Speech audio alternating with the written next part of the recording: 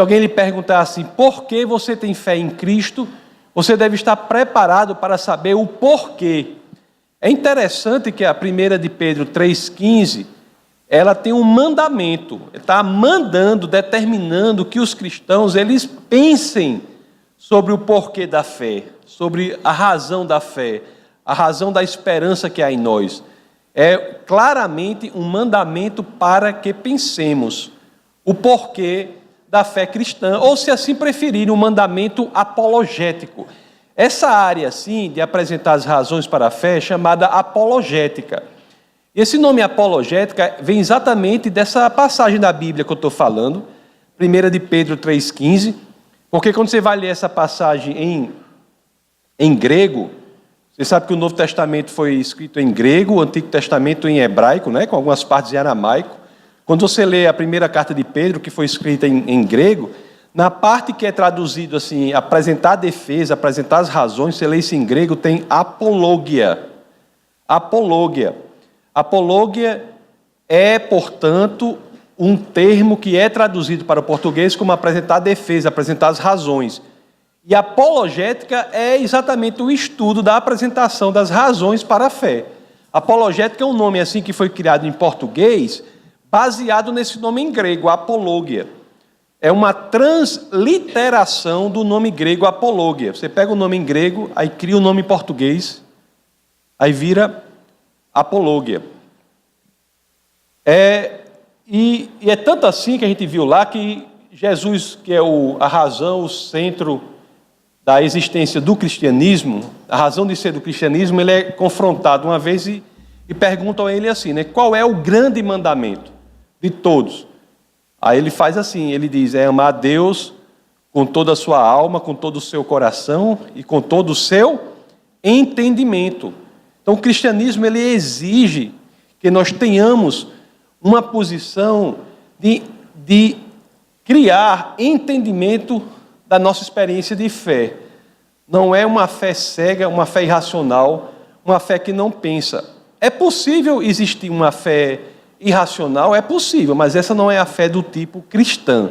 A fé do tipo bíblica é uma fé que pensa.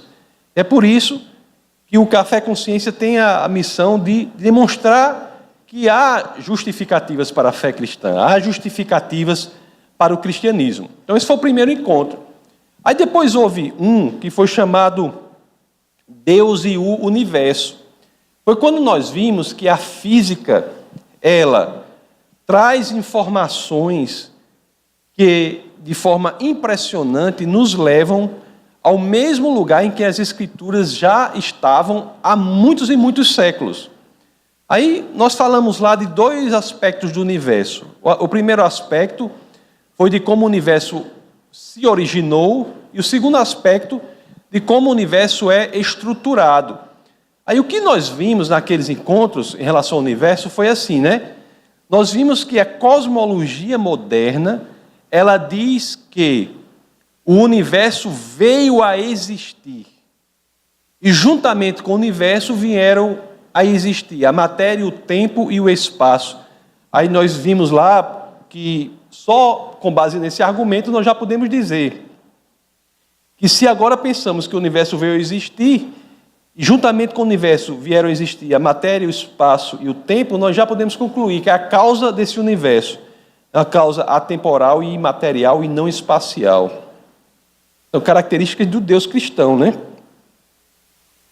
É imaterial, portanto espiritual, né?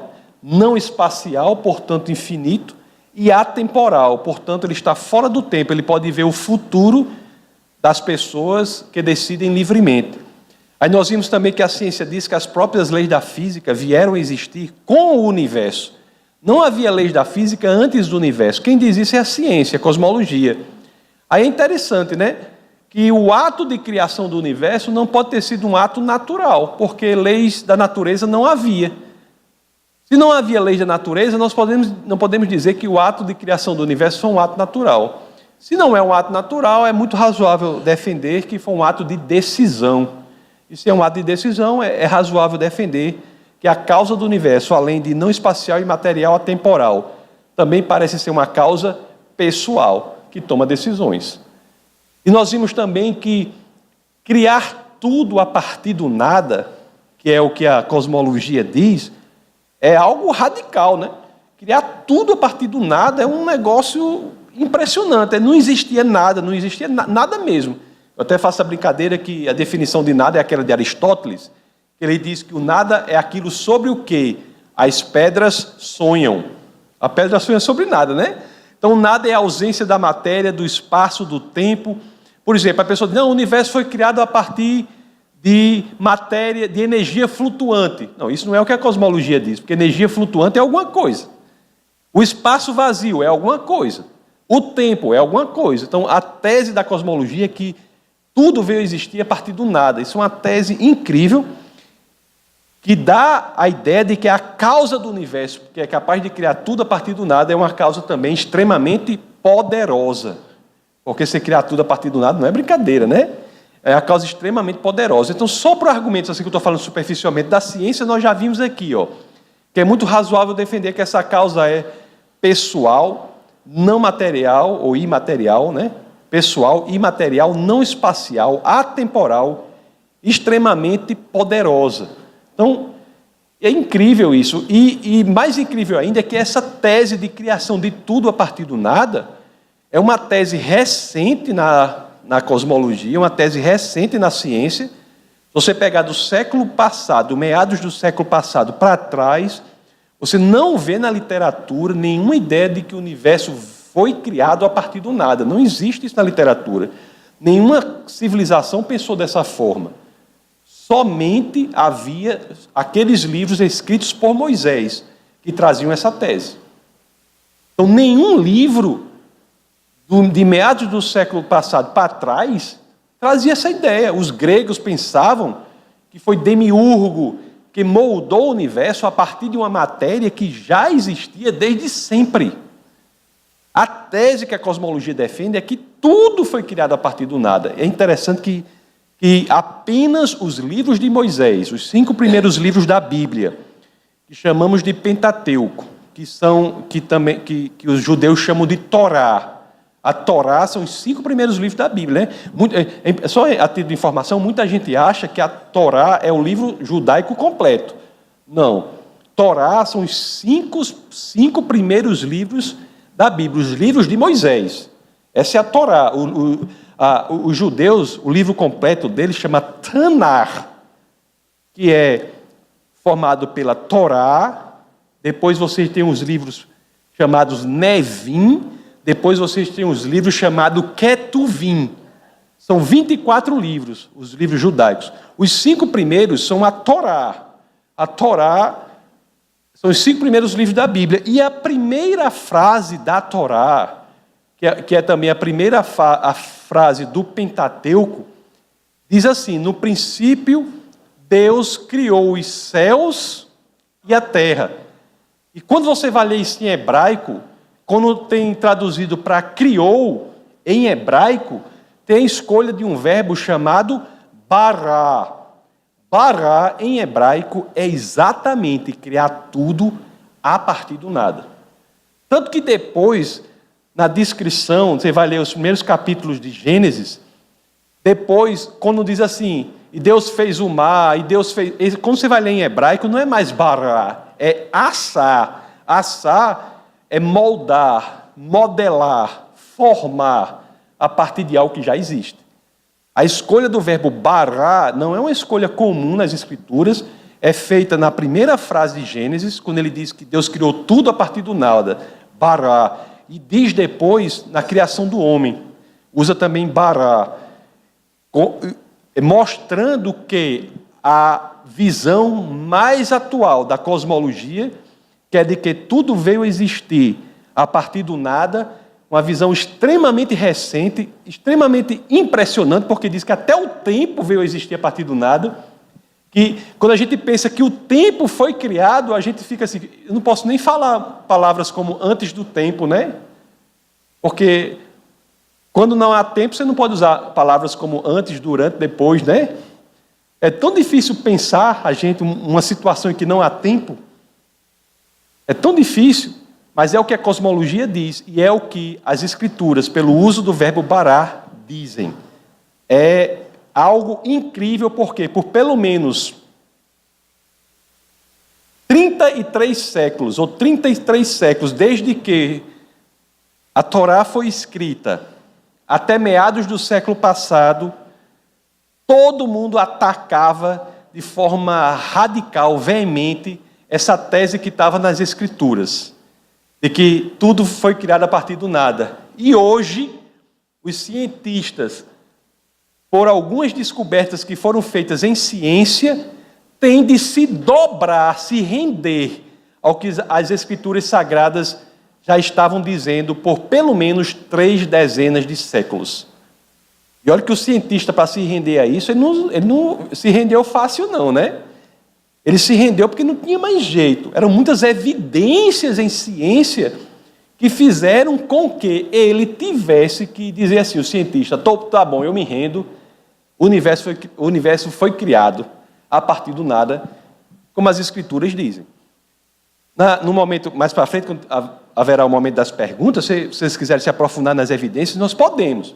Agora, eu posso falar rapidamente aqui só quais são. Foram evidências em ciência que forçaram o cientista a mudar o entendimento dele contra a vontade dele. Por que o cientista não queria mudar a vontade dele de jeito nenhum? Porque quando ele pensava que o universo tinha existido desde sempre, nunca tinha vindo a existir, nunca havia sido criado, ele não trazia para a racionalidade da ciência a pergunta: quem criou o universo? Ora, se ele pensava que o universo tinha existido desde sempre, não era, portanto, uma criação, não fazia sentido perguntar quem é o criador daquilo que não é uma criação. No momento em que a ciência forçou o cientista a dizer que o universo é uma criação, imediatamente a pergunta, quem é o Criador, entra em cena. E ele tem que dar uma resposta para isso. Então essa era a briga do cientista, que não queria, né? As descobertas principais, quais foram? Da segunda lei termodinâmica, do universo em expansão com o telescópio Hubble, da descoberta da radiação de fundo no laboratório Bell pelos cientistas Wilson, que recebeu até o Penzias e o Wilson receberam até o Nobel em relação a isso, porque eles verificaram uma radiação, falando na linguagem popular, um barulho assim que a antena estava captando do laboratório Bell. Aí eles viram, esse barulho aqui, aí mandaram limpar as antenas, tudo, aí foram escutar de novo o mesmo barulho. Aí é interessante que esse barulho, quando foram investigar, já que não era interferência nas antenas, foram investigar o barulho tinha exatamente as mesmas características da radiação que era prevista para o Big Bang, para a origem do universo. Então, eles ganharam o Nobel por isso. Tem o universo de expansão, né, pelo telescópio Hubble, já disse, a galáxia cimento, a teoria da relatividade, a existência de urânio radioativo. Depois a gente pode se aprofundar sobre isso se vocês quiserem. Então, nós falamos sobre fé e razão no primeiro encontro, depois sobre Deus e o universo, falando sobre a origem do universo. E fomos falar também da questão da sintonia do universo. O universo, ele é tão perfeitamente sintonizado para que a vida exista, que se torna desarrazoado pensar que não há uma mente por trás sintonizando tudo isso. Nós vimos que há 122 características ou elementos que são milimetricamente sintonizados para que a vida seja possível. 122 conhecidas. Quantidade de oxigênio no ar, transparência atmosférica, gravidade no primeiro segundo da expansão do universo e gravidade hoje em dia. São constantes que são milimetricamente sintonizadas para que a vida seja possível. 122. Será que, por acaso, essas 122 características podem ter existido? O que é que diz assim, o pensamento sobre isso? A probabilidade de nós termos um universo com essas 122 características atendidas para que a vida seja possível é a probabilidade de uma chance em 10 elevado a 138. É um número muito grande, 10 elevado a 138. É como se achasse assim, uma biloca no universo de 10 elevado a 138 bilocas, você tem que achar aquela específica. É uma probabilidade muito pequena. Porque, eu sempre digo assim, quando eu falo de números, as pessoas que não trabalham profissionalmente com números não têm uma dimensão desse tamanho. Mas para você ter uma ideia, o quão grande é o número 10 elevado a 138, eu vou dar uma comparação. Você sabe qual é o número de átomos de todo o universo? Não o número de átomos aqui eu brinco assim, não o número de átomos daqui do Defesa da Fé, nem o número de átomos de Natal, nem do Rio Grande do Norte do Brasil, nem mesmo da Terra, nem mesmo do Sistema Solar, não. De todo o universo. Você sabe qual é o número de átomos de todo o universo? É 10 elevado a 70. A probabilidade matemática de você ter essas 122 características no universo atendidas para que exista vida é de uma chance em 10 elevado a 138. É uma probabilidade muito pequena, uma chance em 10 elevado a 138. Aliás, se você for usar o critério da matemática, da área que estuda isso, né, que é a área de estatística e probabilidade, existe um princípio lá que informa alguma coisa assim para a gente, chama princípio de Borel. O princípio de Borel ele diz o seguinte: uma chance em 10 elevado a 50, isso é um princípio da matemática, certo? Princípio de Borel. Uma chance em 10 elevado a 50 é igual a probabilidade zero. Em outras palavras, se você tem uma chance em 10 elevado a 50, a matemática diz que isso é impossível acontecer. Uma chance em 10 elevado a 51, no que diz respeito à matemática, não é só impossível não, é 10 vezes impossível. Uma chance em 10 elevado a 52 é 100 vezes impossível. 53, 1000 vezes impossível. Uma chance em 10 elevado a 54, 10 mil vezes impossível. 55, 100 mil vezes impossível, e assim sucessivamente. O que dizer de uma chance em 10 elevado a 138?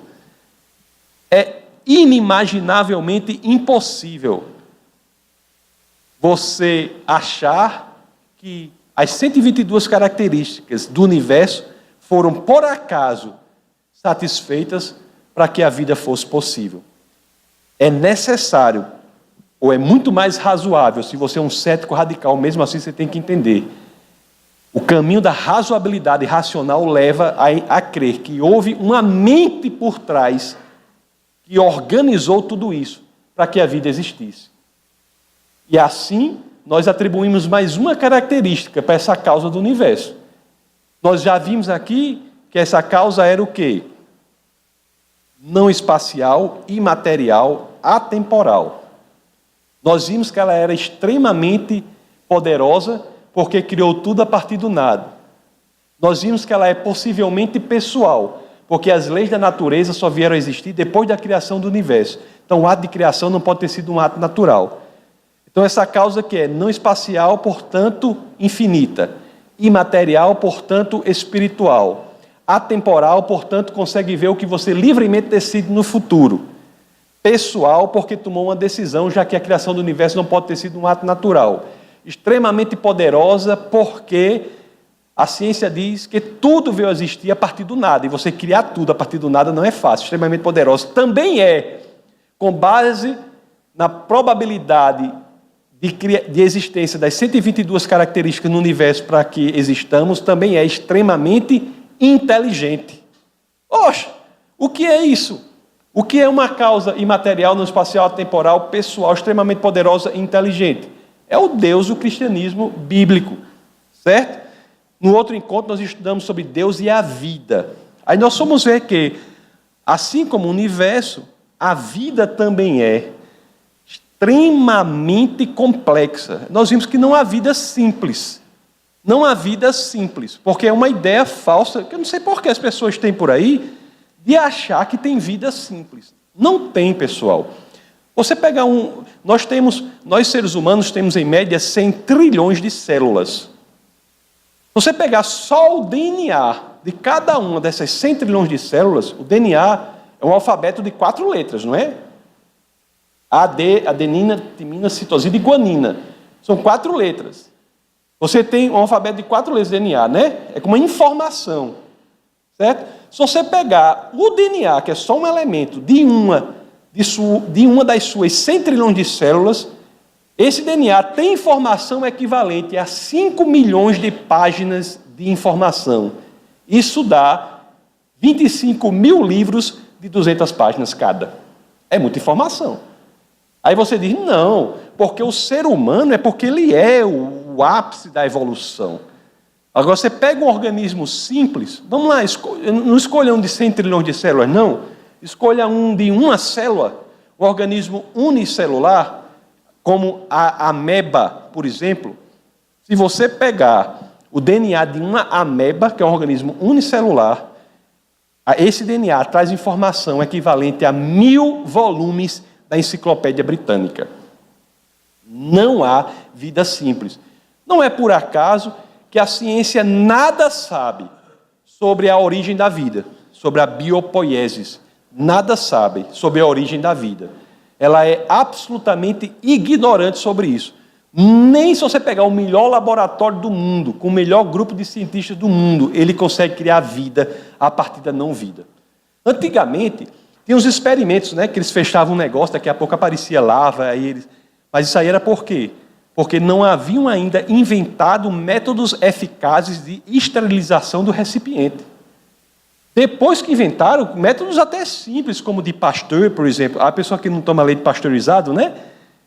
Como os métodos de esterilização, como de Pasteur, entre outros, você automaticamente não consegue ver esse fenômeno se repetindo. O que acontecia antes é que já existia vida. Já existia ovo, tal, já existia vida ali dentro, quando aparecia a vida que eles achavam espontânea. Então nós vimos a evolução, entendemos a evolução, vimos que há microevolução, mas não há macroevolução. Ou seja, existe um processo evolutivo dentro do mesmo grupo genético. Os seres humanos, por exemplo, eles tendem, em geração, a não terem mais aqueles dentes que são chamados de siso, dente do juízo, dente queiro, né? que é o terceiro molar. Esses terceiros molares não mais aparecem, porque é um processo microevolutivo. Agora, os seres humanos que não têm mais terceiros molares, e os seres humanos que têm terceiros molares, são todos eles seres humanos. As experiências que tentam provar a evolução são sempre de bactéria para bactéria. Sempre. Então, nós vimos as inúmeros argumentos contra a ideia de que um processo natural de mutação aleatória, mas seleção natural, pode gerar complexidade genética a ponto de nós termos o que chamamos de nova espécie. Espécie é até um termo que é uma criação humana, né? Você olha para a natureza, não existe claramente espécies definidas. A espécie é uma construção intelectual humana para dividir o mundo animal. A divisão não está em si no mundo animal, você divide aquilo ali. Tanto é assim que os maiores especialistas em taxonomia, que é a área da ciência que faz isso, eles nem concordam sobre o que é espécie. É a maior briga para saber o que é uma espécie. Eles não sabem nem o que é. Sobre taxonomia. A Bíblia diz que Deus criou os animais segundo os seus tipos. Em hebraico é min. E talvez uma melhor tradução seja de acordo com os seus grupos genéticos. Enfim, isso a gente pode se aprofundar lá nas questões. Mas o que eu quero dizer para vocês é que nós chegamos aqui, nesse encontro aqui, com a seguinte ideia. Existe uma causa não espacial, imaterial, atemporal, pessoal, extremamente poderosa, extremamente inteligente, que criou tudo isso. Agora, por que esse é o Deus cristão? Nós vimos que isso é uma representação do Deus cristão. O que a ciência diz é exatamente o que a Bíblia diz. Mas será que não poderia ser outro tipo de Deus, não? Claramente aí nós temos assim uma exclusão das religiões politeístas, nós temos uma exclusão do ateísmo, mas você poderia defender, por exemplo, o judaísmo, o islamismo e mesmo o cristianismo podem se qualificar como candidatos fortes a serem a representação desse Deus a que a ciência chega pela revelação geral, pela revelação da natureza. Agora, por que o cristianismo? Por que o cristianismo? Isso é que nós vamos falar hoje. Nós vamos afunilar nós vamos restringir o universo de um Deus único, do monoteísmo, para o cristianismo. Por que o cristianismo? A resposta do porquê o cristianismo, porque esse monoteísmo, esse Deus não espacial, imaterial, temporal, extremamente inteligente, pessoal, é o Deus bíblico. A resposta para isso está na investigação de duas coisas, que inclusive se confundem, né? Está na investigação das Escrituras e na investigação da pessoa de Jesus de Nazaré. Hoje nós vamos falar sobre o porquê as Escrituras são dignas de confiança. O porquê as Escrituras, na realidade, são o livro mais confiável já escrito na história da humanidade. Na história da humanidade. E para fazer isso, eu vou abordar o assunto por três questões centrais, que dizem respeito à confiabilidade das Escrituras, à confiabilidade do cristianismo. A primeira questão é a seguinte, essa é muito importante porque ela vai enfrentar uma dúvida que muita gente tem. Qual é a dúvida que muita gente tem? As pessoas dizem, tem uns que dizem assim, a Bíblia que eu tenho aqui em mãos me parece até impressionante. Agora, será que ela não foi alterada no passar dos anos, as pessoas ajeitando os problemazinhos para que ela chegasse hoje aqui nas minhas mãos com essa aparência de sobrenaturalidade? Porque realmente, se você for um investigador imparcial, for analisar as Escrituras, você vai descobrir elementos ali que não se repetem em nenhuma outra obra literária. Agora, há duas respostas para isso possíveis. Ou aquele livro, aquele texto que tem a aparência e elementos de sobrenaturalidade, ou ele é produto de uma fonte sobrenatural, ou ele foi secretamente e durante todos esses séculos alterado para que desse essa impressão. Então a questão que nós vamos assim estudar é a seguinte: nós temos cópias fiéis dos documentos do Novo Testamento. Nós vamos nos focar mais no Novo Testamento porque é aquilo que caracteriza o cristianismo. Eu não sei se vocês sabem, mas a Bíblia são 66 livros, não é?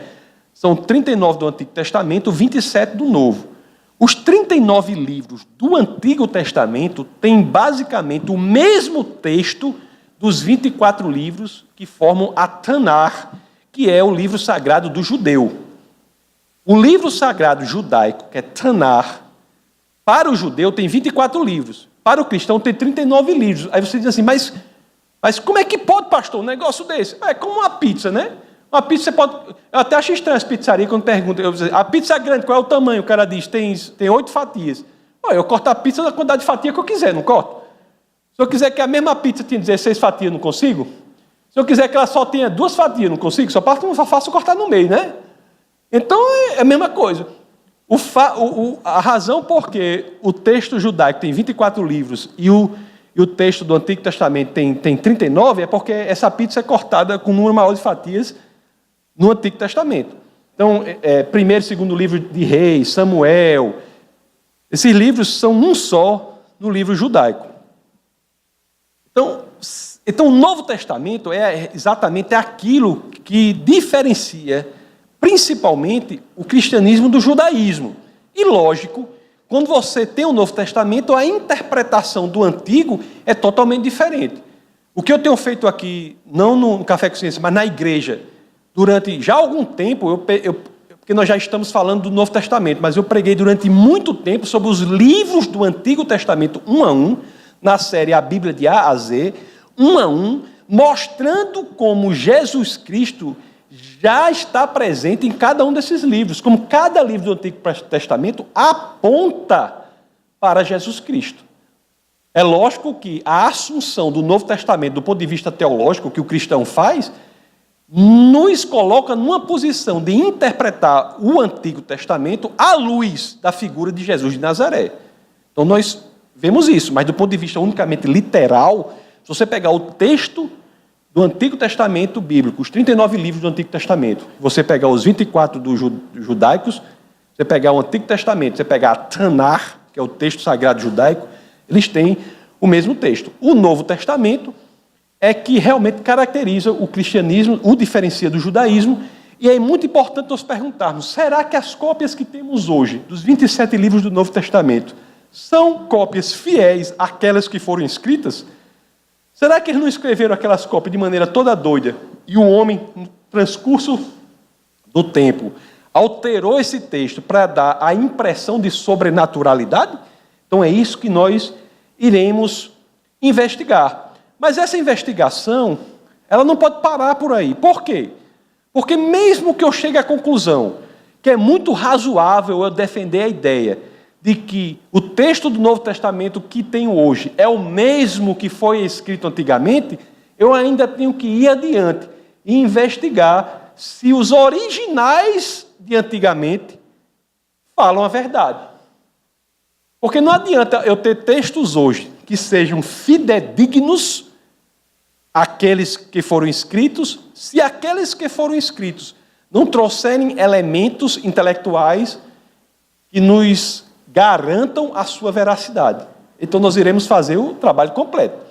Iremos ver se o que temos hoje representa aquilo que foi escrito lá atrás, mas não pararemos por aí.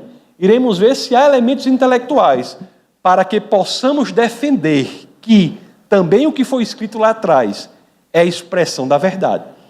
Porque Jesus Cristo, eu sempre digo isso, o cristianismo é tão impressionante que a verdade tem uma relação inseparável, inafastável com o cristianismo, não é? João capítulo 14, verso 6, o próprio Jesus diz, eu sou a verdade. Eu sou a verdade. Eu sou aletheia. Ele usa o termo em grego que os filósofos utilizavam. Eu sou aletheia. Ele fala que é a verdade, fala que é o caminho, né? E fala que é a vida. Caminho, rhodes, vida, zoe, verdade, aletheia. É exatamente o termo técnico utilizado pelos intelectuais durante séculos antes do aparecimento de Cristo. Os filósofos estavam descobrindo sobre o que é aletheia. Aletheia é isso, aletheia é isso. Aí Jesus chega e diz, eu não só sei o que é a verdade, e eu sou, inclusive, a própria verdade. Eu sou a verdade, né? Ele não é apenas o mensageiro, mas também é a própria mensagem. Aí tem uma passagem, só se vocês me permitem um parênteses, tem uma passagem curiosíssima, que é com Pilatos, que ele chega, será que é?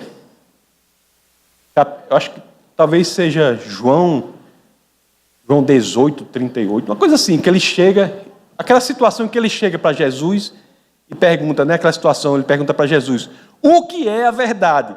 É interessante que ele está perguntando o que é a verdade para aquele que é a própria resposta, né? Ele está fazendo a pergunta mais importante que existe para aquele que é a própria resposta. O que é a verdade? Aí as Escrituras dizem que ele se vira e vai embora, não espera a própria verdade dar a resposta para a pergunta mais importante que alguém pode fazer. O que é a verdade, né? Então nós iremos investigar isso. Se as cópias que temos hoje do Novo Testamento são fidedignas no que dizem respeito aos originais, e não pararemos por aí, investigaremos também se há elementos intelectuais para nos dizer que os originais parecem falar a verdade.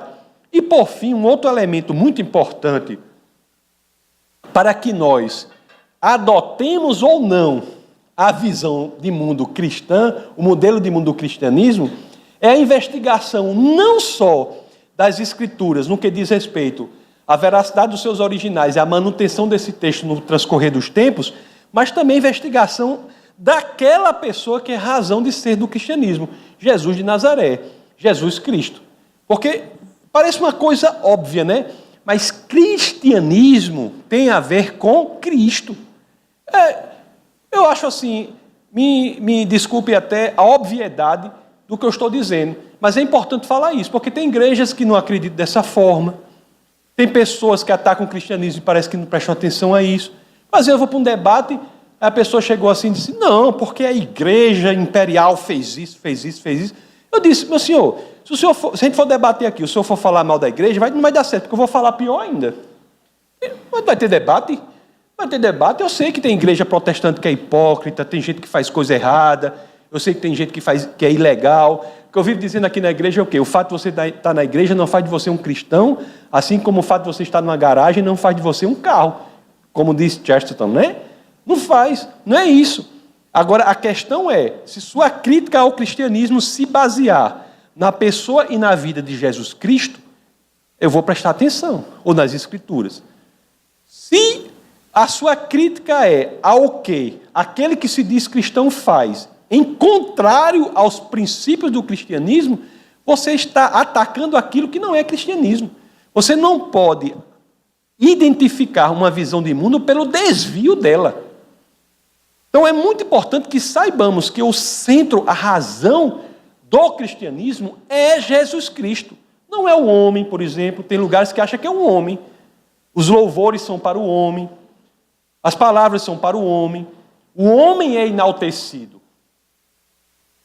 Não. O cristianismo é Cristo. Cristo é o centro, a razão de ser de tudo o que fazemos, por ele ser a verdade. Não é porque achamos bom, não, né? Tem gente que acha isso também. Cristianismo, eu vou crer no cristianismo e aí eu vou ter a verdade. Não. A ideia é, você deve crer no cristianismo se você se convencer de que aquilo é verdade. A crença é um segundo passo ao convencimento da veracidade da visão de mundo.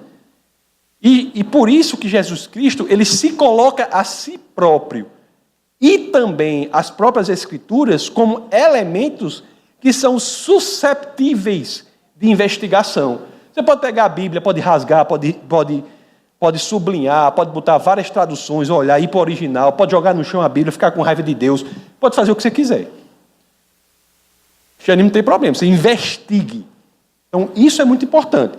Então, essas três questões, na minha opinião, são centrais para que nós saibamos se o cristianismo vale a pena ou não. Nós já vimos que o monoteísmo, com aquelas características do Deus atemporal, imaterial, não espacial, extremamente inteligente, extremamente poderoso e pessoal, é a visão mais razoável que existe. Agora, isso toma roupagem no cristianismo para nós sabermos se toma ou não. Devemos investigar as Escrituras e a pessoa de Jesus Cristo. Hoje, nós iremos nos deter na investigação das Escrituras. No próximo Café Consciência, que é daqui a 15 dias, a programação está toda em defesadafé.org. Defesadafé.org, você vai em eventos, Café Consciência. Inclusive, se você colocar seu e-mail lá, depois eu fico com seu e-mail cadastrado naquela área específica para mandar para vocês material sobre esse assunto. Então, cadastre seu e-mail lá, se assim você quiser receber o e-mail. Se não quiser receber o e-mail, não cadastre. Ou quiser receber outras coisas. Também você pode cadastrar, depois disso cadastrar, fique bem à vontade. Então, hoje nós vamos tratar disso aqui. Temos cópias fiéis. Será que nós temos cópias fiéis? Temos dos documentos do Novo Testamento? Será que a Bíblia que você tem hoje foi aquela que foi escrita lá para trás?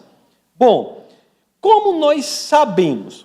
Como é que intelectualmente nós podemos abordar essa questão? Que nós temos cópias fiéis hoje do que foi escrito lá para trás. É interessante que, no que diz respeito ao Novo Testamento, se nós pegarmos qualquer ou quaisquer dos critérios que intelectualmente as pessoas pegam para aferir a veracidade da manutenção de um texto no transcorrer dos tempos, o Novo Testamento é, de longe, campeão em todos os critérios. Qual é o primeiro critério que nós analisamos? Nós vamos ver isso com mais calma. É a lacuna temporal entre os documentos mais antigos que temos e quando os originais foram escritos. Existe algum original do Novo Testamento? A resposta é não. Não existe nenhum original do Novo Testamento. O que nós temos é manuscritos, cópias de manuscritos do Novo Testamento. E, de forma impressionante, as cópias mais antigas que temos são no que diz respeito à lacuna temporal, do tempo em que foram escritas as cópias e do tempo em que os originais dos quais essas cópias foram feitas, no caso do Novo Testamento, de média de 25 anos.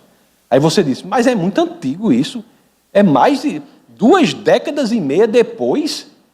Bom, meu querido, se você é cético o suficiente para não confiar numa cópia que existe 25 anos depois, que sobreviveu 25 anos depois, você não confiará em nenhuma outra cópia de nenhum livro da antiguidade, porque a média de existência das demais é de 1000 anos, lacuna, 10 séculos. Nós iremos ver com mais detalhes. Outro exemplo impressionante do Novo Testamento é o seguinte: não basta saber o tempo, a lacuna temporal, entre a data em que a cópia que temos em mãos foi escrita e quando os originais foram escritos. É preciso saber também qual é o número de cópias que nós temos desses livros da antiguidade. Por quê? Porque quanto maior for o número de cópias que nós temos, mais certeza temos que essas cópias representam o que estavam nos originais. Por quê? Porque você imagine que um original foi escrito, se destruiu, e eu só tenho 2 cópias dele.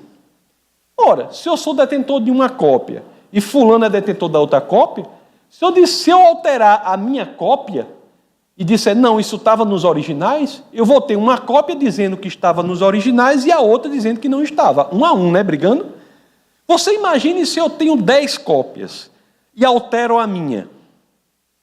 Se eu disser que aquela alteração estava nos originais, eu vou ter uma cópia dizendo que aquela alteração estava nos originais, mas haverá 9 cópias dizendo que aquela alteração não estava nos originais. Então, quão maior for o número de cópias, depois eu vou explicar isso com mais detalhes, mas são diretamente proporcionais. O número de cópias que nós temos dos manuscritos e a certeza do que estava nos originais. No caso do Novo Testamento, nós temos aqui mais de 5.600 cópias. No caso dos demais manuscritos da Antiguidade, nós temos em média de 10 a 20 cópias. Nós vamos estudar isso com mais detalhes. Outra coisa impressionante é o seguinte: quando você pega esse número de cópias, grande número de cópias, você tem que fazer o seguinte: esse grande número de cópias é coincidente entre si ou é totalmente díspare? Há uma divergência muito grande entre essas cópias. E veja bem, viu? Quando nós temos muitas cópias, a chance de divergência é maior. Quanto maior o número de cópias que temos, maior a chance de divergência. Mas mesmo sendo campeão no número de cópias, Novo Testamento, nós temos também, no que diz respeito ao Novo Testamento, a primeira posição na identidade ou na semelhança entre essas cópias.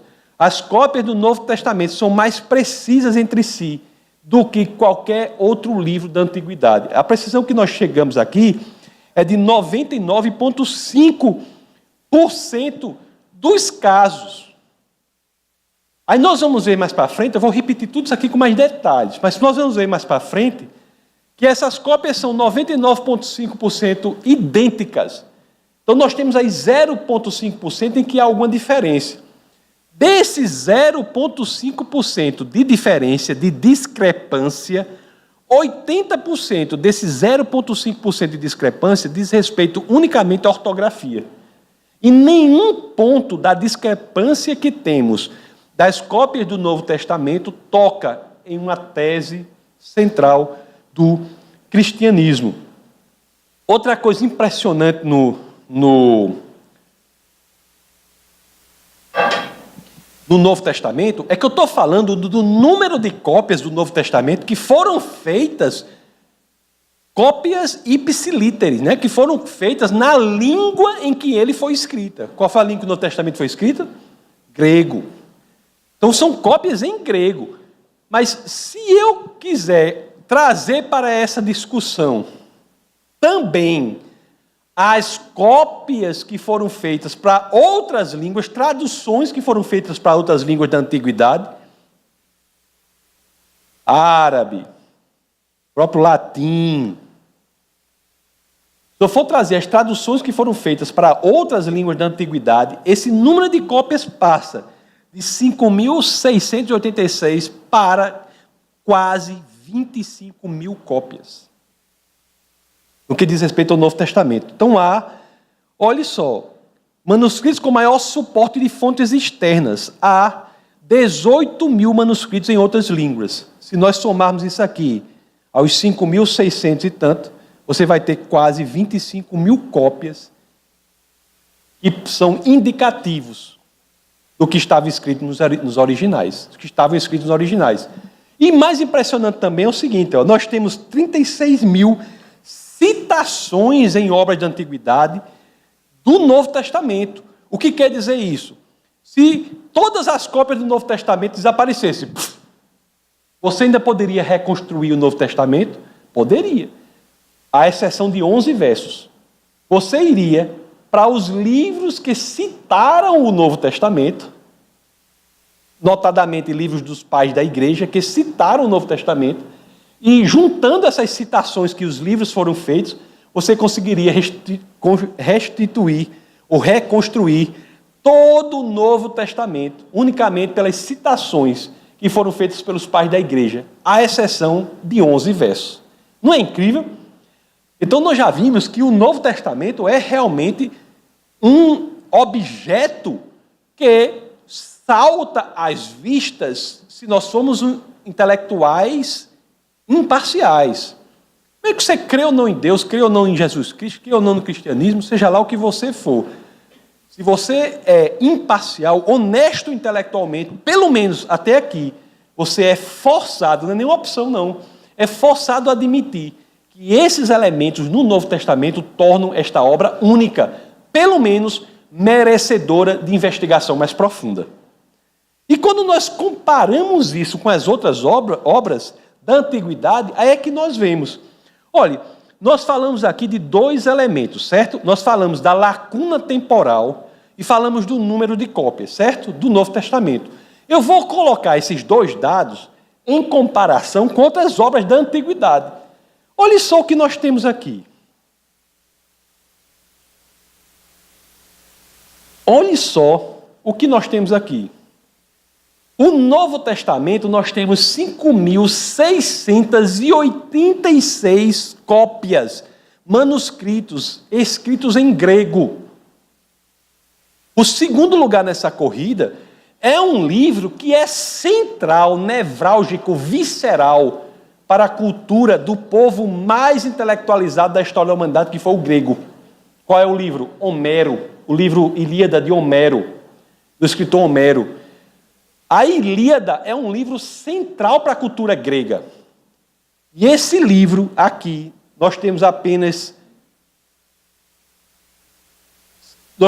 643 cópias. É o segundo lugar nesta corrida. Você está entendendo? Então nós temos a maior civilização intelectual que já existiu, que são os gregos. Realmente isso aí é inegável. Tanto é assim, como eu sempre digo aqui, se você for estudante de filosofia aqui e for para a universidade, você vai passar a maior parte do seu curso ou estudando filosofia grega ou estudando notas de rodapé à filosofia grega. Pensadores que criam a sua própria filosofia em oposição à filosofia grega, como é o caso de Nietzsche, por exemplo, que faz a sua filosofia sempre em diálogo com Heráclito de Éfeso, da Grécia, ou Parmênides, ou outros. Então sempre há um diálogo dos filósofos contemporâneos e todos os demais com a filosofia grega. A filosofia grega representa o ápice da intelectualidade humana. Os gregos realmente atingiram um ponto impressionante. E o livro central daquela cultura, que é a Ilíada de Homero, só tem guardado, mesmo um povo tão intelectualizado, 643 cópias. No que diz respeito ao Novo Testamento, nós temos 5.686 cópias na língua que foi escrita. Conforme veremos mais para frente, é muito mais difícil. Só o fato de nós termos 5.686 cópias do Novo Testamento já nos traz um elemento incrível. Porque o Novo Testamento sofreu determinação imperial para ser destruído. Vocês sabem disso, né? A perseguição do século I e dos séculos subsequentes ao Novo Testamento foi impressionante, aos cristãos e ao Novo Testamento. Nós vamos estudar, nós vamos ver aqui uma figura, vamos saber isso. Uma coisa interessante que eu tenho que dizer aqui para vocês é o seguinte. Havendo uma dessas palestras aí, não sei onde, não me lembro exatamente onde foi, alguém perguntou assim: pastor, me diga uma coisa, por que o seu Deus, sendo tão poderoso, não fez com que os originais fossem mantidos? É uma pergunta honesta, não é? É honesta. Deus poderia ter feito com que os originais fossem mantidos? Poderia, não poderia? Agora, seria a forma mais inteligente de manter o conteúdo original? Não. Por quê?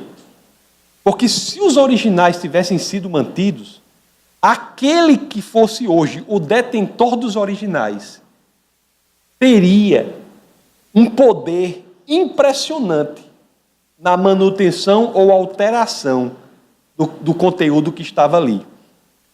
Deus poderia fazer com que aquele detentor não alterasse os originais? Podia, mas ele estaria infringindo uma das coisas mais importantes das Escrituras, que é a nossa liberdade, o nosso livre-arbítrio. A forma possível de manutenção dos originais e do livre-arbítrio humano é mantendo as cópias, porque se alguém alterar uma das 5.686 cópias, ele terá o seu livre-arbítrio assegurado. Pode alterar, mas aquela alteração será imediatamente identificada, porque haverá 5.685 cópias apontando a alteração. A forma mais inteligente de manutenção do conteúdo dos originais, de forma curiosa e quase paradoxal, não é fazendo com que os originais se mantenham, mas sim com que cópias dele em quantidade grande se mantenham. Porque qualquer detentor daquela cópia é forçado, não por Deus, mas pelas circunstâncias, a não alterar sua cópia. Porque se ele alterar, aquela alteração, aquela fraude é facilmente identificável. Porque as demais inalteradas irão apontar a alteração. Vocês estão entendendo? Estão entendendo mesmo? Olhe só. O grande número de cópias do Novo Testamento, 5.686, é um assegurador, um seguro que nós temos de que o que você lê hoje na sua Bíblia é o que foi escrito lá atrás. Tanto porque ninguém pode alterar uma dessas cópias, mas também porque eventuais rasuras em alguma dessas cópias são facilmente completadas pelas outras. Olha, existem duas formas de você consertar uma meia com buraco. Qual é? Ou você costura o buraco da meia, ou você veste outra meia por cima que tem um buraco em outro lugar. Não é verdade? Você vestir uma meia com buraco num canto, com outra meia com buraco em outro canto, aquilo que vai olhar para o seu pé é uma meia sem buraco. Da mesma forma, são as cópias. Vamos pensar aqui, como é que nós sabemos que esses manuscritos dizem o que estava lá no original? Nós temos um manuscrito original, nessa ideia aí, que deu origem a essas 4 cópias, certo? O manuscrito original foi perdido, certo? Aí vamos ver que na cópia 1 nós tínhamos escrito assim, No princípio era aí tem L, L, rasura, Gos. Você pegou o original, o original foi destruído, você pegou a cópia 1, aí tinha escrito assim, no princípio era aí tinha L, tinha uma rasura, aí tinha GOS. Aí você pega a cópia 2, aí tinha assim, no princípio era o LO, aí tinha a rasura, OS. A terceira tinha assim, a quarta tinha assim. Me diga uma coisa, com base nessas 4 cópias, todas elas com rasura, como as rasuras são em lugares ou locais diferentes, tem como facilmente chegar ao que estava escrito no original? Basta que nós a coloquemos uma em cima da outra. Basta uma simples sobreposição das cópias, não é? Para que nós saibamos o que está nos originais, que no princípio era o Logos. O Logos. E também é uma coisa impressionante isso, viu? Não só em João, capítulo 14, verso 6, Jesus diz: eu sou a verdade, eu sou o caminho, a verdade e a vida. Ninguém vai ao Pai senão por mim. João 14, 6. Ele diz: eu sou a letra, a verdade. Mas também João, numa das biografias mais impressionantes que já se escreveram de outra pessoa. Se você for ler as biografias de Jesus, Mateus, Marcos, Lucas e João, os 4 biógrafos, quando você vai ler a biografia que João escreveu de Jesus de Nazaré, você diz: essa biografia é feita para os gregos. Porque se você vai olhar a biografia de Mateus, é muito importante, né? Ele começa com aquela genealogia, né? Inclusive, o começo da de Mateus tem um aspecto teológico importante, né? Filho de Abraão, filho de Davi, faz alusão aos Messias que o Antigo Testamento demonstrava que os judeus esperavam, mas depois ele vai falando toda a genealogia, não é? São 3 grupos lá na genealogia que tem logo em Mateus, 3 grupos de 14 gerações, não é isso? Mas quando você chega no biógrafo João, ele vai falar daquela figura que é Jesus de Nazaré. Ele diz assim: foi o Logos que encarnou e veio habitar entre nós. Olha só como ele faz a biografia de Jesus. João capítulo 1, verso 1, combinado com João capítulo 1, verso 14. Nós vemos que foi o Logos que encarnou e veio habitar entre nós. Assim como a Aletheia é uma das preocupações centrais da filosofia, a outra é o Logos. Logos não é uma palavra desconhecida dos filósofos. É elemento central da sua preocupação. Logos e Aletheia. Verdade e Logos. Logos, que é traduzido em português como verbo ou como palavra, mas que talvez possa ser mais bem traduzido como a essência, o fundamento, o princípio criativo do mundo. Então ele diz que a essência, o fundamento, o princípio criativo do mundo encarnaram como homem. O Logos encarnou. Então, é muito interessante isso e muito forte, né? Os filósofos entendiam essa mensagem. Então, o que nós temos aqui é essa ideia de quanto maior o número de cópias, mais facilmente nós chegamos ao conteúdo do original. E, mais uma vez, isso é apenas um exemplo mínimo da grandiosidade que vemos nas cópias do Novo Testamento, porque nós não estamos falando de 4 cópias, mas de 5.686 cópias que são do Novo Testamento. Ilíada, 643 cópias. Agora, se você for para os textos aí, textos de Platão são baseados em quantas cópias? Me diga. 7 cópias, 8 cópias. Textos de Aristóteles, que nunca ninguém me falou, durante todo esse tempo, nunca vi na academia alguém questionar se aqueles textos realmente descreviam o que tinha sido escrito lá atrás, baseados em 10 cópias. E grandes historiadores, baseados em não mais do que 2 dezenas de cópias. Estamos falando de 5.686 cópias, o que é impressionante. E mais impressionante do que isso, é como eu já havia antecipado isso. Essas cópias não foram mantidas, como se o Estado, o poder, chegou, o imperador chegou e disse: não, me dê aí essas cópias, eu vou guardar aqui, bota o exército. Pelo contrário, o poder queria destruir isso. Destruir isso. E como exemplificação deste ato, nós temos a figura de Diocleciano, que no ano 303 depois de Cristo, em um dos seus editos, determinou que todos os cristãos fossem mortos e todas as cópias do Novo Testamento fossem destruídas. Então, é um milagre nós temos essa quantidade de cópias. É impressionante mesmo, nós temos essa quantidade de cópias. Aliás, né? Só falando um pouco assim, o pessoal diz: o cristianismo está muito perseguido. Quando diz isso, dentro de mim eu sinto uma coisa boa. Porque quando tem perseguição no cristianismo, é aí que ele se expande, né? É uma visão de mundo que se expande contra as armas. E aqui é um exemplo claro de multiplicação, de manutenção das cópias, quando os homens tinham que pagar por sua vida se fossem encontrados com esses manuscritos. Algo que aconteceu naquela época, e não se enganem, viu? Não sejam ingênuos, acontece até hoje. Há muitos e muitos países hoje no mundo em que nós temos pena de morte, pena capital, como decorrência da posse das Escrituras.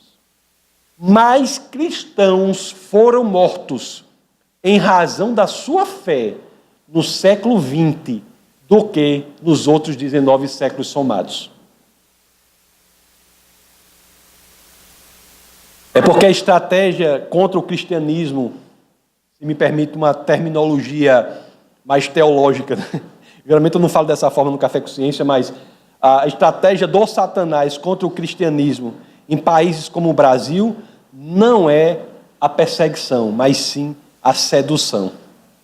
Talvez seja muito mais gravosa, as pessoas não notam, muito mais terrível. Pela sedução, as pessoas se envolvem em coisas erradas achando que estão certas.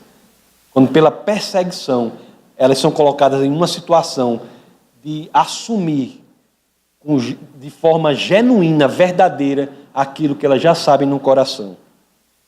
Então, o que nós devemos saber sobre essas variações dos manuscritos, ou nos manuscritos? Algo que eu já disse para vocês.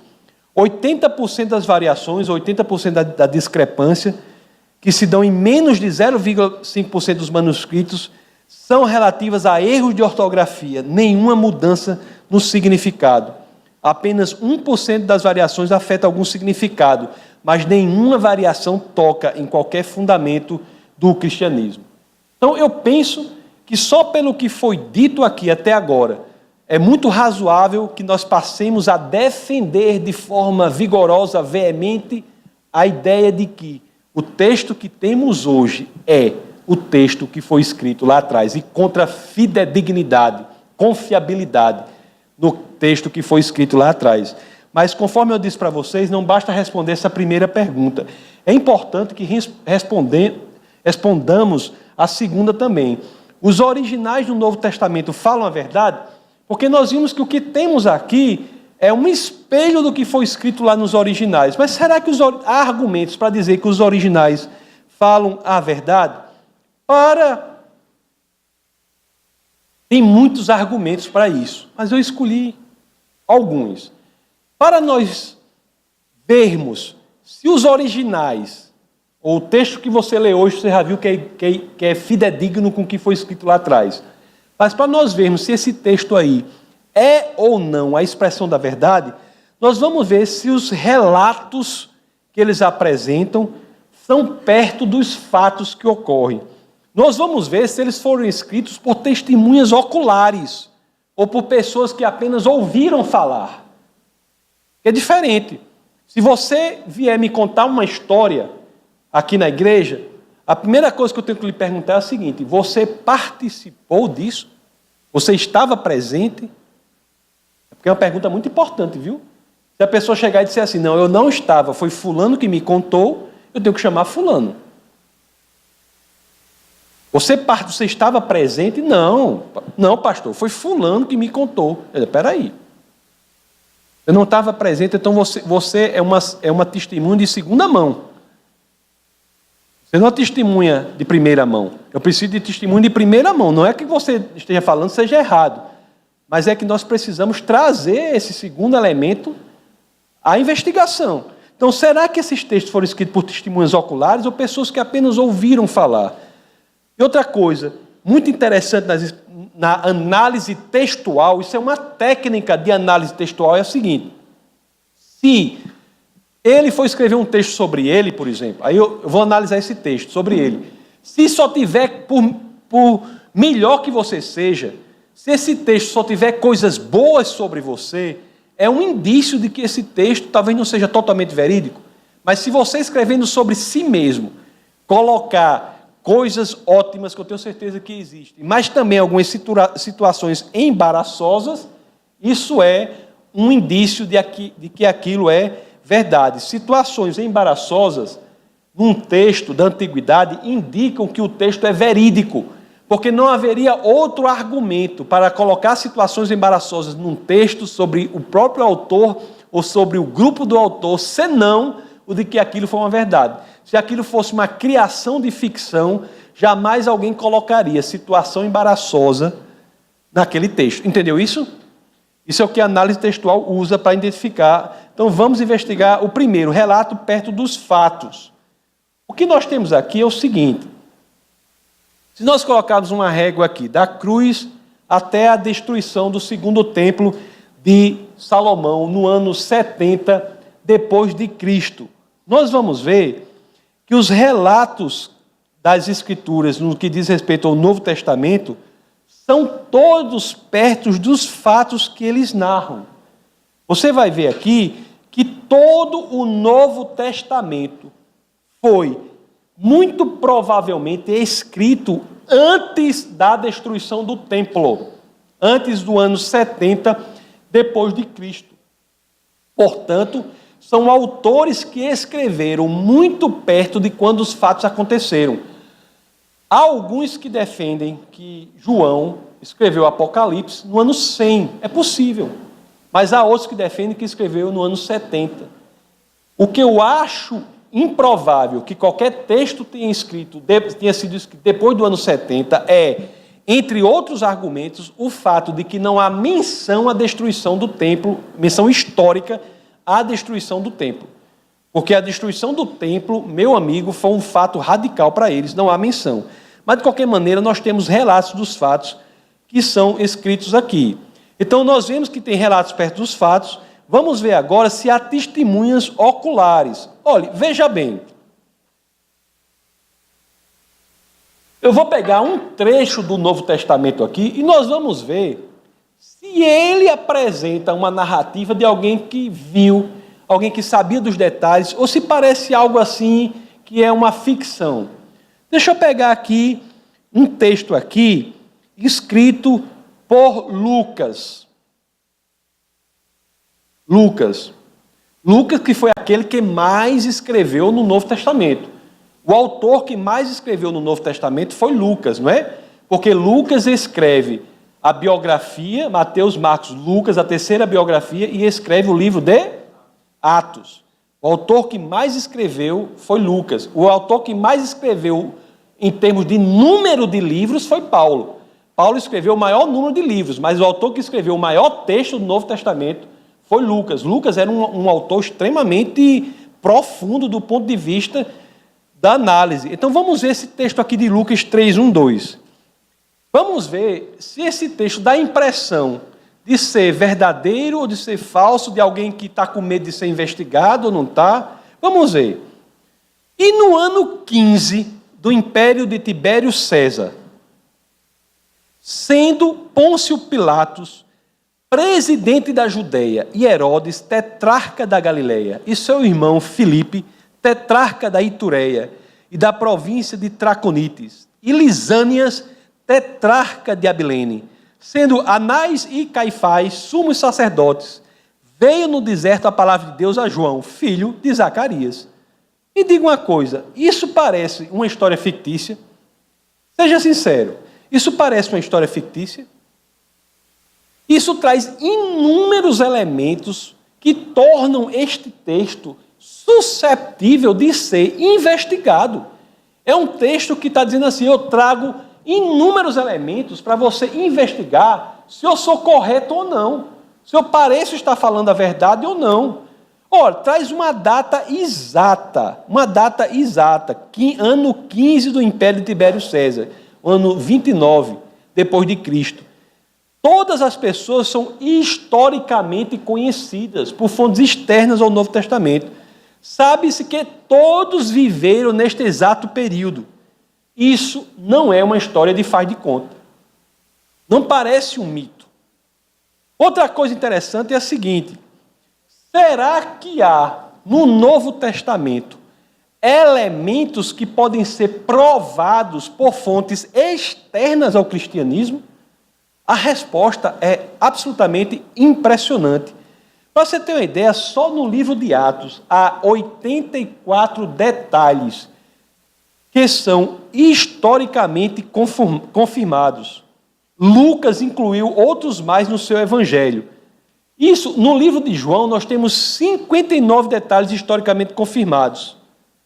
Olhe, isso é impressionante. Isso não diz respeito a nenhum outro texto da antiguidade. Nós temos um texto antigo que é escrito e aberto ao escrutínio, à investigação. Para que você tenha uma ideia, quando nós analisamos o Novo Testamento, nós vimos que o Novo Testamento, as Escrituras citam mais de 30 pessoas, personagens históricos, que são provados pela história ou pela arqueologia. Mais de 30 pessoas. Aí uma vez a pessoa disse, não, mas quem são essas pessoas? Aí para não ficar assim, eu trouxe as pessoas para vocês. Inclusive eu vou até mandar essa lista aqui, para quem quiser se inscrever lá, se inscreva, que fica lá, não sei o que, aí eu mando daqui a um próximo, eu vou garantir até a próxima semana, eu vou mandar um e-mail para aqueles que estão na área inscrita do Café Consciência, na confiabilidade da Bíblia, eu vou mandar essa lista para vocês. Aí eu trouxe, porque o povo ficava achando que eu estou... Aí eu trouxe, vou mandar essa lista para você, ó. Herodes 1, Herodes 2 está em Atos, eu boto até a referência bíblica. Aí tá, Anás, Aretas, tem César Augusto, Cláudio César, tem 14, né? Mas tem mais aqui. Nós temos 30 personagens aí que são claramente falados e são, de maneira indubitável, provados pela história ou pela arqueologia. Eu não sei se eu coloco nesses slides aqui, se eu coloquei. Eu não sei se eu coloquei nesses slides aqui.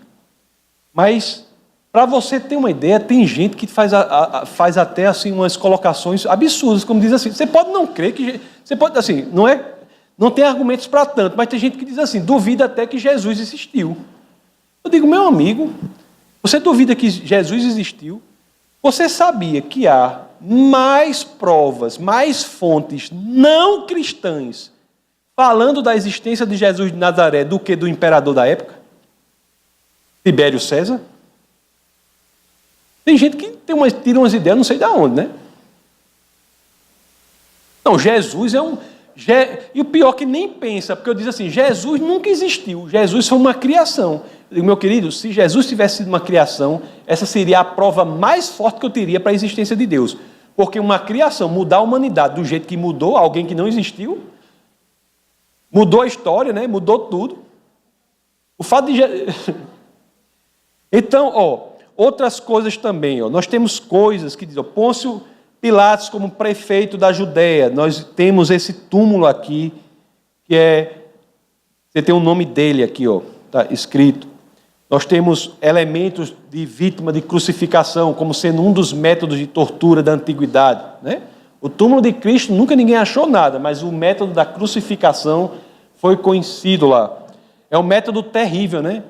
Aliás, tem até um conhecido meu, que ele é médico, e ele se dedicou a estudar a crucificação de Cristo e mostrar, pelo conhecimento médico, de que não há hipótese de uma pessoa naquela situação não ter realmente sofrido e morrido. Ou seja, a ressurreição dele só pode ter sido mesmo um milagre.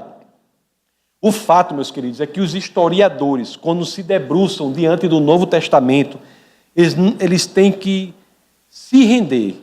Eles se rendem diante da força histórica das escrituras neotestamentárias, do Novo Testamento.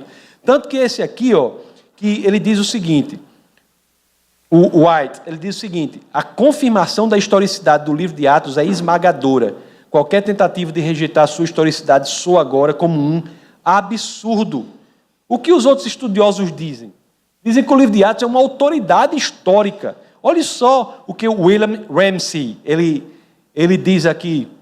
Comecei com uma inclinação negativa em relação a ele, livro de Atos. Mais recentemente, contudo, me encontrei em contato com o livro de Atos como uma autoridade para a topografia, as antiguidades e a sociedade da Ásia Menor. Foi gradualmente crescendo dentro de mim a noção de que, em vários detalhes, a narrativa se mostrou uma verdade maravilhosa. Olha o que é que Scheller, ele diz.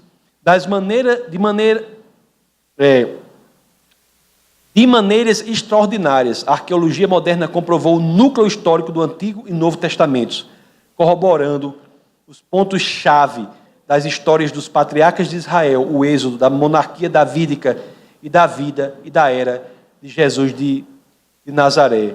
Então, os originais do Novo Testamento falam a verdade. Então, nós temos isso aqui, né? Relato perto dos fatos, testemunhos oculares e, por fim, situações embaraçosas.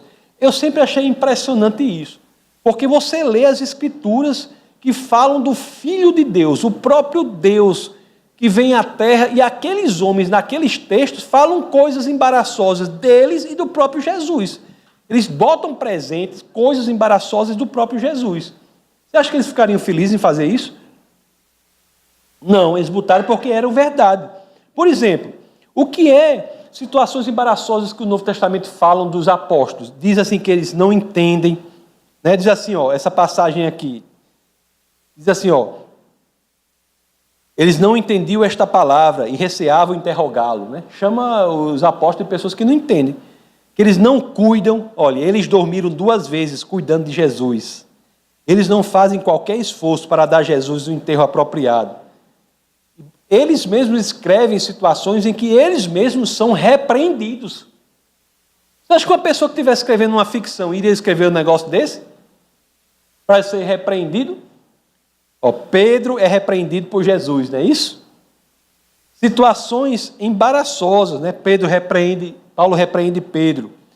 Situações embaraçosas como eles se acovardam, né? Pedro nega a Cristo 3 vezes. Nós vamos ver até que a mudança de comportamento de Pedro é uma coisa impressionante quando diz respeito às provas da veracidade histórica da ressurreição de Cristo, né? Que é o elemento histórico central do cristianismo, segundo Paulo escreve na primeira carta aos Coríntios, capítulo 15, verso 14, quando ele diz que esse Cristo não ressuscitou, é vã a nossa fé.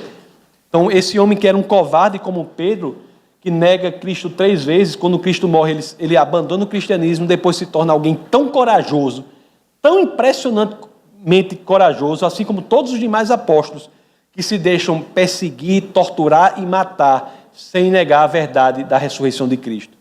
Todos os seguidores de Cristo foram perseguidos, torturados e mortos, todos, à exceção de João, não é? Que estava preso na ilha de Patmos, onde inclusive escreveu o Apocalipse. Todos os demais foram perseguidos, torturados e mortos. Tentaram matar João, mas não conseguiram. Estaram num negócio de quente, não foi no óleo quente, não conseguiram. Aí mudaram a pena capital dele para de prisão perpétua. Mas todos os demais foram perseguidos, torturados e mortos. Homens que eram covardes, que passando pelo advento do Cristo ressuscitado, e também pelo que é narrado em Atos 2, em Pentecostes, quando eles passam por isso, eles se tornam pessoas tão corajosas que não negam a verdade. O próprio Pedro, quando vai ser morto, diz, para, o que foi?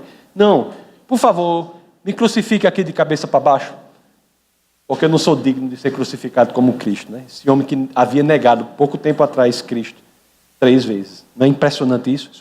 Isso é um indicativo, quando for falar no próximo encontro do Café com Ciência, nós vamos falar sobre isso. Então, os discípulos fogem, as mulheres são corajosas. Realmente, né? Os homens fraquejaram. As mulheres, isso é uma coisa que, assim, nós temos que aceitar, realmente. As mulheres foram corajosas, os homens fraquejaram naquele momento ali.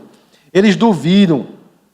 Diz assim, apesar de serem ensinados várias vezes que Jesus ressuscitaria dos mortos, os discípulos ficam em dúvida quando ouvem que ele ressuscitou, né? Eles duvidaram, né?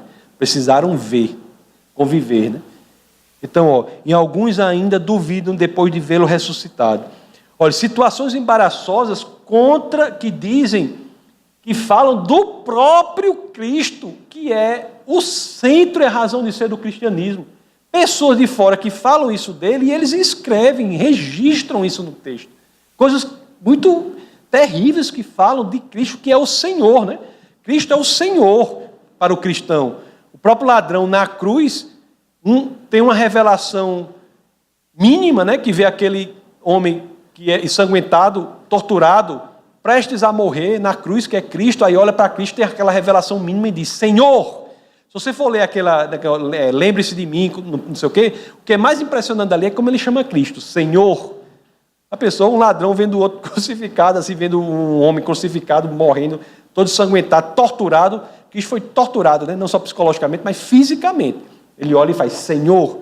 Aí, esse que para o cristão é o Senhor, aí você vê relatos dele assim, é considerado alguém que está fora de si, é abandonado por muitos de seus seguidores. Seus irmãos não creem nele no início. É chamado enganador do povo. Debate com os judeus ao ponto de quererem apedrejá-lo. É chamado de endemoniado. É chamado de beberrão e comilão. Isso aqui o crente geralmente é muito comilão, né? Essa parte de comilão os crentes mantiveram, não foi? Tem os pés enxugados com os cabelos de uma prostituta. É crucificado, apesar da noção de que qualquer um pendurado no madeiro será maldito de Deus. Então, meus queridos, essas 3 questões aqui são centrais, certo? Para nós entendermos quem é ou o que é o cristianismo. Nós vimos assim, quais foram essas 3 aqui principais, né? Essas 3 questões são o que nós vimos aqui. As 2 primeiras, temos cópias fiéis dos documentos do Novo Testamento, os originais do Novo Testamento falam a verdade.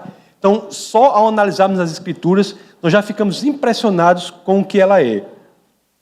Sem falar que esses 66 livros, 39 no Antigo Testamento, 27 no Novo Testamento, quando nós pensamos sobre ele a uma distância, nós também ficamos impressionados, porque não são livros que foram escritos pelo mesmo tipo de gente, não foram livros que foram escritos no mesmo lugar, não são livros que foram escritos com o mesmo perfil ou mesmo tipo de literatura, mesmo gênero literário, né? Nós temos livros como o livro de Moisés que foram escritos no deserto, nós temos livros como o livro de Salomão que foram escritos em palácios, nós temos livros como o livro de Paulo que foram escritos em prisões.